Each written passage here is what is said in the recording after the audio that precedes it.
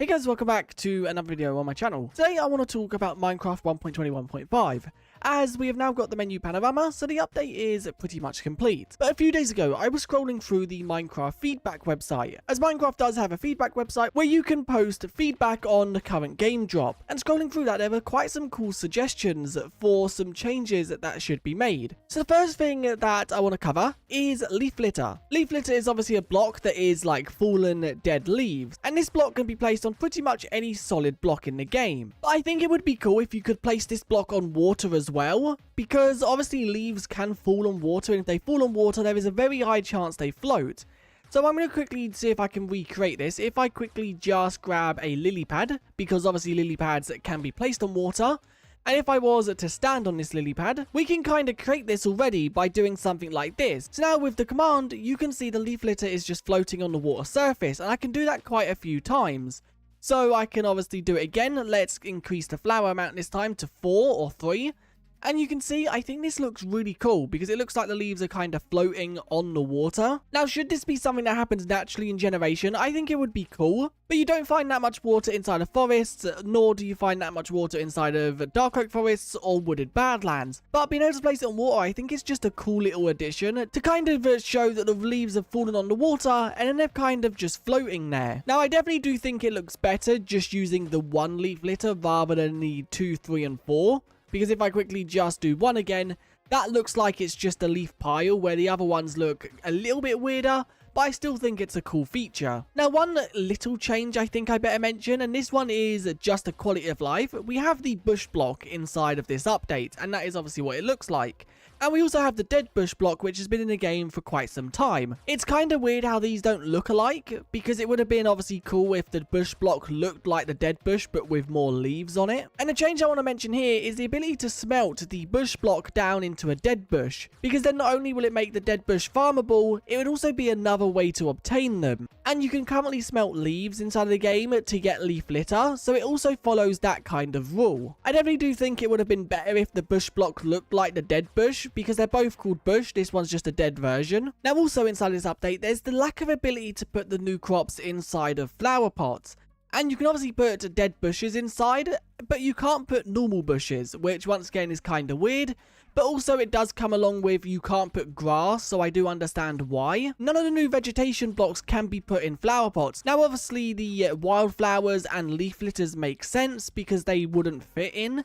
But I think firefly bushes would be kind of cool if you could put them in flower pots. Kind of the same with the 2 grass types. But one that I think 100% should have the ability to be put in flower pots is the cactus flower. I don't understand why this can't, because obviously it's a flower. By using this command right here, I'm summoning a block display, and then obviously having it the block state of the cactus flower.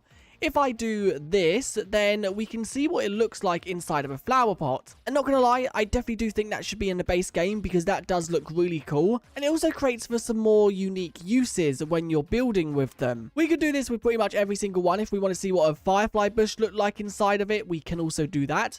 But obviously you can see that one is a lot bigger. And there we go, you now get a rough idea of what they look like. I definitely do think the cactus flower fits. The firefly bush maybe not so much.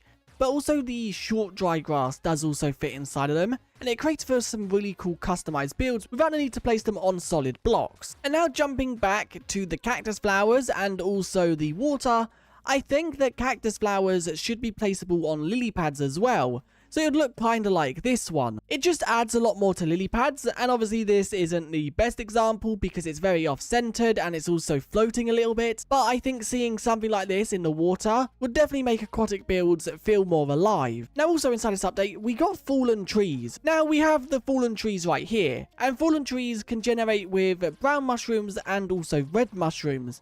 I also think it would be cool if they could generate with moss carpets on top to kind of show like a mossy look. It would also be cool to have a new type of moss carpet where the moss like climbs down the blocks, kind of like how pale moss carpets climb up blocks, but this would be reversed, so it would climb down the blocks instead of up. As I really think it would be cool if these had that mossy look to them. Now one of the final features I want to see inside of this update is once again a Bedrock Edition feature. Inside of Bedrock Edition, you can bone meal flowers, kind of like how you can bone meal the new firefly bush and bush blocks.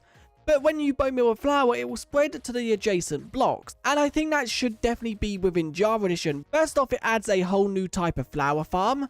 But it also just means that if you are one short on a flower, you don't need to go hunting for it. You can literally just place the flower down, bone meal it once, and then you have another one of that type. Now this works with a lot of different flower types, and honestly I don't know why this feature hasn't been brought to Java. I thought it would have been brought to Java with this update, because obviously this update is all about vegetation. But you can see right here I am just farming a lot of different flowers. Now obviously some of these might be blacklisted, for example the wither rose, because just being able to place one of these down and then bone meal it makes them way too easy to obtain. But I definitely do think it should work on generic flowers like poppies, blue orchids, dandelions. And once again, this feature is in Bedrock Edition, but it's not currently in Java. Now the final feature that I want to mention in this video is inside this update, wolves are getting personalities. So when you find a wolf in the world or you summon one, the wolf can have one of 7 personalities, basically determining the sounds it plays. So it also means there are a lot more different possibilities for wolves, because you have the different variants, and then each variant inside of the game can also pick from the 7 personalities. But it would be really cool to see this added to cats as well,